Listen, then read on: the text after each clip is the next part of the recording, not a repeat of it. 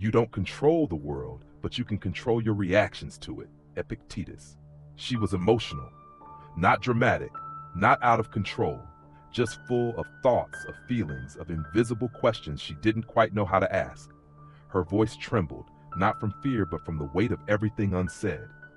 And he didn't move. He didn't raise his tone, didn't interrupt, didn't try to fix it. He just sat there, breathing, grounded. It was that stillness that disarmed her. Not the kind of silence that withdraws, but the kind that says, I'm here. I'm not leaving. I'm not afraid of this. In that moment, she softened. Because she had tested something she didn't have words for, his center, his ability to hold space without needing to fill it. This is what no one teaches men, that women are not testing your knowledge, your humor, your wealth. They are testing your nervous system. Can you stay calm when things get hard? Can you remain rooted when emotions rise? Can you witness her storm without becoming part of it? Most men can't. They overreact, defend, explode, retreat, and each of those reactions tells her, I cannot trust you with the weight of me. But a man who can regulate his emotions, not by suppressing them, but by holding them, becomes a lighthouse, constant, still, unshaken. That's what she longs for. Not a fixer, not a savior, a witness, a container, a presence. The Stoics didn't teach men to be emotionless. They taught them to master themselves, because mastery is magnetic. And emotional certainty, that is the kind of strength no woman forgets. The things you want are not always the things that make you valuable. Seneca. She kept coming back, not because he chased her, not because he promised her forever, but because she couldn't quite figure him out. There was something about the way he looked at her, like he saw everything, yet revealed nothing. Something about the way he walked, calm, deliberate, as if he was never in a rush to be understood. And that unsettled her in the best way. Because most men gave themselves away too quickly. One compliment and they were hooked. One text back and they were available. One glance and they spilled their need across the floor. But him, he was different. He made her wonder. He didn't show up every time she called. He didn't reply within seconds. He didn't give her certainty. And somehow, that made her chase it. Not because he played games, but because his time, his energy, his attention were earned. Scarcity creates value. We know this with money, with luxury, with art. But somehow men forget this when it comes to women. They become too eager, too open, too available, and in doing so they dissolve the very tension that makes desire burn. A man who is too easy to have is too easy to forget. But a man who holds something back, not manipulatively, but with quiet self-respect, becomes unforgettable. He doesn't hide, he reveals, slowly. He lets her in, but never all at once. And every layer she uncovers feels like a reward. The Stoics would call this temperance, the discipline to withhold, to move with intention, to live by design rather than impulse. That discipline becomes a kind of gravity. She doesn't know why she thinks of him at night, or why his silence feels louder than another man's affection. But she does, because mystery is magnetic, and a man who remains just out of reach will never leave her mind. Speak so that I may see you, Socrates. She didn't remember the exact words he said, but she remembered how he said them, low, measured, with pauses that made her lean in just a little. His voice wasn't loud. It didn't have to be. It carried weight because he didn't waste it. There was something about his presence that made her feel small, in a way that didn't belittle her, but calmed her, like being in the presence of a mountain, or a fire that didn't need to roar to remind you it was burning. She couldn't explain it, but when he walked into a room, people noticed, not because he demanded attention, but because he didn't. And in that absence of demand, there was power. He moved slowly, deliberately. He didn't fidget, he didn't shrink, he didn't perform.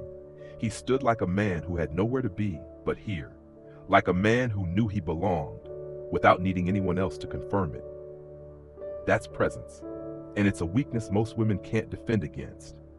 Not because they're shallow, but because they're wired to feel safety. And presence, true presence, feels like safety. A deep voice, still hands, unhurried movements. They signal stability, confidence, groundedness. The kind of energy that says, I've faced myself. I'm not looking for someone to complete me. I'm already whole. The Stoics believe that virtue is expressed not just in thought, but in action. And even more so, in inaction, in restraint, in stillness. A man who can hold a room in silence has learned something most men never do, that confidence is not volume, it's depth. So he speaks less. But when he does, she listens, not to the words, to the energy behind them. And that is what leaves echoes. He is a wise man who does not grieve for the things which he has not, but rejoices for those which he has. She thought he would chase her. That's what most of them did. A slight withdrawal, a colder tone, a missed call, and like clockwork they'd come running, trying to explain, to fix, to win her back. But him, he didn't flinch. No apology he didn't mean, no sudden flowers or paragraphs at midnight. He simply let her go. And that terrified her, because for the first time she was not in control. He didn't chase, he walked, not in anger, not in pride, in peace. And that peace hit her harder than any raised voice ever could. He walked away like a man who had already chosen himself long before she made him choose. Because that's what self-respect looks like. Not cruelty, not coldness, but a willingness to let go when something no longer aligns with your values. Most men stay. They beg. They negotiate their standards. They trade dignity for another chance. But he had a code. And that code said, if I'm not respected, I leave. Not because he didn't care, but because he cared enough about himself to not stay where he wasn't honored. The Stoics taught this too, that freedom lies in detachment, in knowing that nothing external, no matter how beautiful, should own your inner peace. A man who can walk away is not heartless, he's powerful. Because power isn't control over others, it's control over self. And when she realized he wasn't coming back, not because he was punishing her, but because he had already made peace with the loss, that's when she wanted him most. Not because he needed her, but because he didn't. The man who is brave enough to live his purpose does not need permission. Marcus Aurelius. He was always building something, not for applause, not for validation, but because there was a fire in him, steady, disciplined, unshakable. While others scrolled, complained, wasted days, he was creating, writing, training, building, not to escape the world, but to offer something to it. She watched him from the sidelines. At first it annoyed her, his focus, his independence, his refusal to drop everything when she wanted attention. But slowly, it became the very thing that pulled her closer. Because a man with a mission is different. He doesn't orbit around her. He doesn't drown in his feelings. He doesn't over-explain or over-commit. He moves, and in that movement, he becomes rare. Most men chase women, but a man chasing his purpose makes women chase him. Not because he tries to be mysterious or distant or clever, but because he is simply too committed to be distracted by anything that does not feed his soul. Women feel this. They feel it in how he answers texts, in how he protects his mornings, in how his eyes light up when he talks about what he's building. And suddenly she doesn't want to be his everything. She wants to be part of what already makes him whole. The Stoics lived by this principle, that a life without purpose is a life wasted. That fulfillment comes not from being desired, but from being useful, from aligning your energy with something greater than yourself. A man without a mission becomes lost in women and pleasures and distractions. But a man with one, he becomes magnetic, because purpose is power, and that kind of power doesn't beg to be loved. It becomes impossible to ignore. To share your weakness is to make yourself vulnerable. To make yourself vulnerable is to show your strength. He didn't talk much about his past, but when he did, it was quiet, unforced. She remembers the night clearly, the way his voice slowed, softened, the way he looked out the window for a moment before speaking, not seeking pity, not chasing sympathy, just telling the truth. Not all of it, just enough, just the pieces that mattered. And that's when she leaned in, not physically, but emotionally. Something in her recognized it wasn't weakness he was showing, it was strength. The strength to reveal scars without bleeding all over her. The strength to say, I've been there, but not from a place of despair, from a place of survival. Too many men confuse vulnerability with exposure. They overshare, they collapse, they unload everything too soon, thinking it will create closeness. But it doesn't. It creates weight, and she's not here to carry you. What women crave, even if they don't know how to say it, is controlled vulnerability. The kind that whispers, "I've been through fire and I didn't burn." The kind that says, "You can see this part of me because I'm not ashamed of it anymore." The Stoics understood this well: to know pain but not be ruled by it, to carry wounds but not leak, to speak of fear without surrendering to it. That is the quiet, magnetic strength of the man who shares carefully. He doesn't speak to be saved. He speaks because he has already saved himself. And that is when she feels safe enough to open too. Because the man who chooses when, how, and what to reveal becomes the man she can trust with the parts of herself no one else sees. No man is free who is not master of himself. Epictetus. She challenged him often, sometimes with words, sometimes with silence, and sometimes with the kind of small, calculated defiance only a woman can master. The delayed text, the dismissive tone, the sudden coldness. Most men would have cracked. They would have argued, defended, begged, or chased. They would have let the test rattle their confidence, unaware that it was a test at all. But not him. He never lost his center. She could question his choices, his beliefs, even his worth, and he would smile.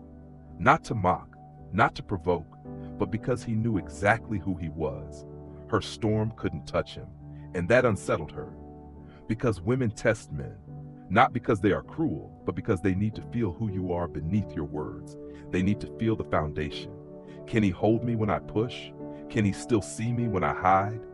Can he stay rooted when I shake the ground? He did. Every time. He didn't react. He responded, not with anger, with calm. The Stoics would call this fortitude, not the absence of conflict, but the strength to remain unmoved by it.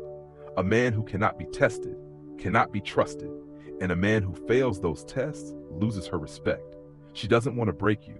She wants to know you won't break. And when you don't, she relaxes. Not because she won, but because she finally feels safe. Not just to love you, but to surrender. It is not death that a man should fear, but never beginning to live. Marcus Aurelius. She saw it happen at the bar. He walked up, said something simple, something honest. No pickup line, no exaggerated charm, just presence, a quiet smile. She declined, not unkindly, just disinterested. And he laughed. Not a nervous laugh, not a bitter one, but the kind of laugh that says, "It's okay, I'm still good." He nodded, wished her well, and turned back to his drink, completely unfazed. That moment stayed with her, because most men would have shifted, shrunk, tried again, or worse, taken it personally. But he wore rejection like it didn't belong to him, because it didn't. His value wasn't hanging in her response, and that, more than anything, made her wonder. Women are drawn to confidence, not the loud kind, not the arrogance, but the kind that survives disappointment, the kind that says, "You don't have to want me, I still want myself." Most men fear rejection. They avoid it.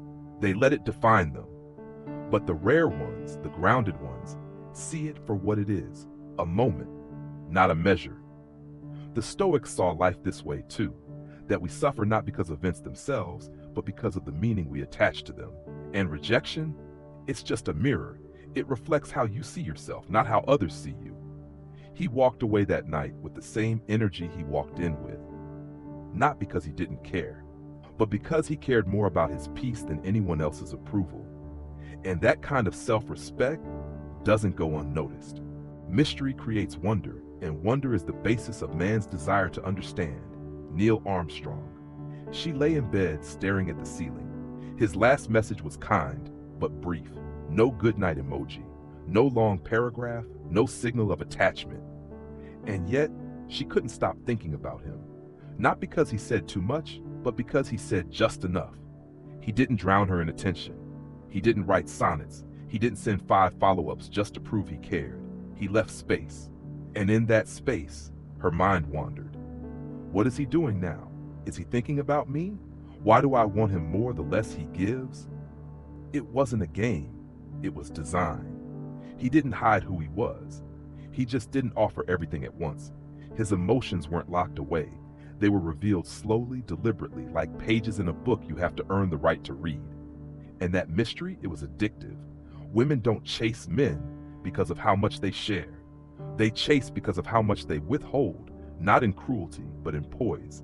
A man who is always available, always reactive, always explaining himself, becomes predictable.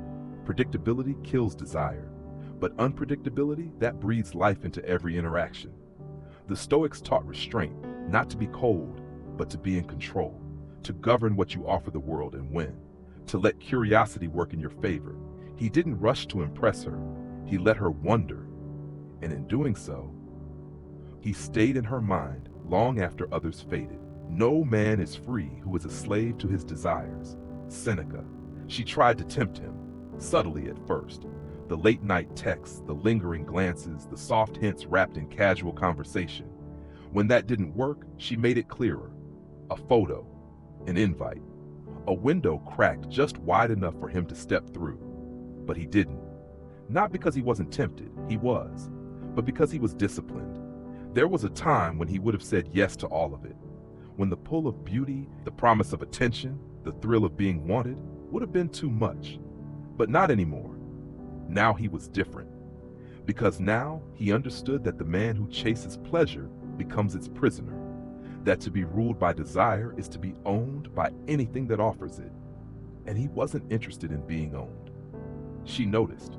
She didn't say it aloud, but something in her shifted. She respected him more, trusted him more.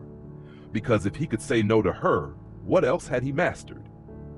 That's the paradox most men never grasp. That saying no creates more power than saying yes ever could. Self-control isn't denial, it's direction. And nothing makes a man more attractive than knowing exactly what and who he's willing to wait for. The Stoics believed in mastering the self before seeking to master the world, and desire, uncontrolled, is the first enemy. He didn't avoid her because he feared her. He chose himself because he respected both of them. And that restraint, it wasn't cold, it was magnetic. Because a man who governs his urges, who walks with intention, who keeps his standards intact, doesn't need to chase. He becomes the one they chase. Waste no more time arguing what a good man should be. Be one. Marcus Aurelius. So here he is, not louder, not richer, not more charming than the rest, but different. The kind of man who doesn't chase approval because he's already found peace. The kind who doesn't perform because his presence speaks louder than performance ever could. He isn't perfect, he's disciplined. He isn't cold, he's clear. He isn't passive, he's intentional. And that's what makes him unforgettable. In a world of noise, he becomes silence. In a world of chasing, he becomes stillness. In a world of masks, he becomes truth. This is the essence of Stoicism, not the absence of feeling, but the mastery of it. Not the rejection of connection, but the refusal to lose yourself in it. To walk with quiet strength, to speak with calm certainty, to live with values that cannot be bought or broken. Because women, just like the world, are drawn not to men who scream, but to those who stand. Men who move with purpose. Men who listen before they speak. Men who would rather walk alone in peace than follow a crowd in chaos. You don't need tricks, you don't need tactics. You need depth, self-respect, emotional control, presence. And when you embody these, not pretend, but live them, you become magnetic, not to everyone, but to the kind of woman who sees your stillness and finally exhales. Be that man, and the world, not just women, will begin to move around you.